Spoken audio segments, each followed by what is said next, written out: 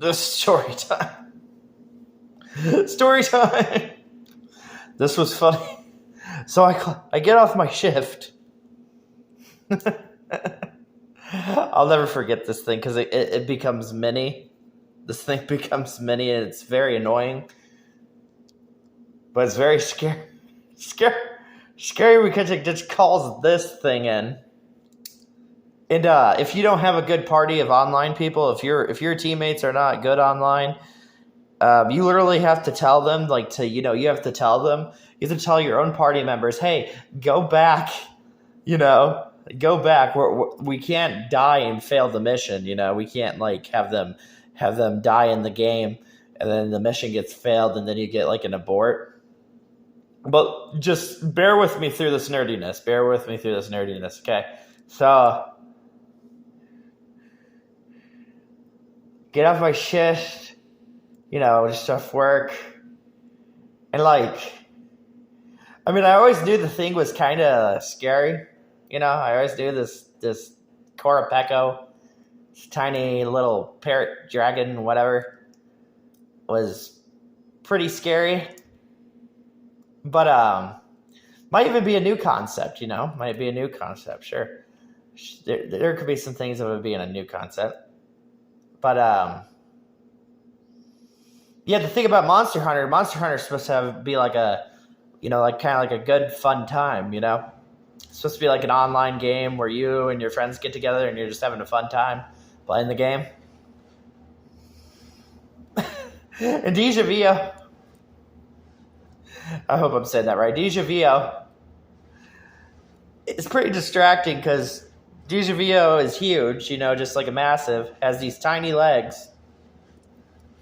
And the way Deja Vio positions the legs, the feeling of when you're fighting Deja Vio, it feels like some video game secrets, And it's by the way, another thing, if you're skeptical or whatever, there's before this game came out, you could order a demo disc. Yeah, you could get a demo disc for this game. I think after all the hours and the time of playing Monster Hunter, and then every time that you're playing Monster Hunter, and then you're just I've played enough hours of Monster Hunter, played enough time of Monster Hunter. That's pretty much and even when you look up close at Deja Vio, see that's a pretty nasty detail to have on Deja Vio, That's just very nasty. Now, if you're smart, you'll know what that is. Don't worry, you can pause the video and look at that, because I'm gonna,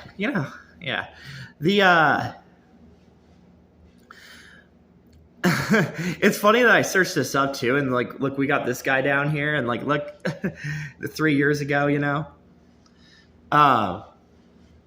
ask anybody in the Monster Hunter community about Korapeko. Annoying things about Korapeko. Okay, one, it's mini. One, it's quite a hassle to fight. It's hilarious to fight. Two, not many people are gonna do the quest because there's they'd rather do the other quests. Get the Rathalos, the Logariacus, all the other armor sets. So they're not gonna really do this quest. And then when they do this quest, they're all well,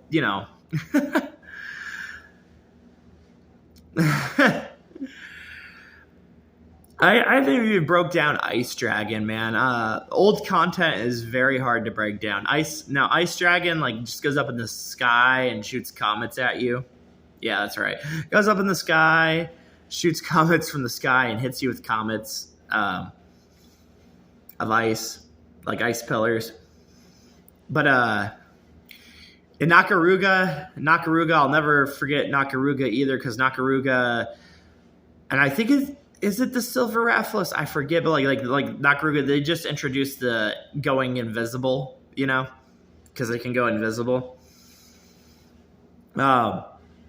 Which, if you're wondering, okay, why are we talking about invisibility? Oh, Mario Odyssey, Mario Odyssey is an easy one. We won't talk about Mario 64 yet, but well, we can. Mario 64 is kind of easy with the invisible hat. But the reason we talk about Mario Odyssey is because it gets really odd with Mario Odyssey because you're unlocking a hat, to go invisible and all. But yeah. So the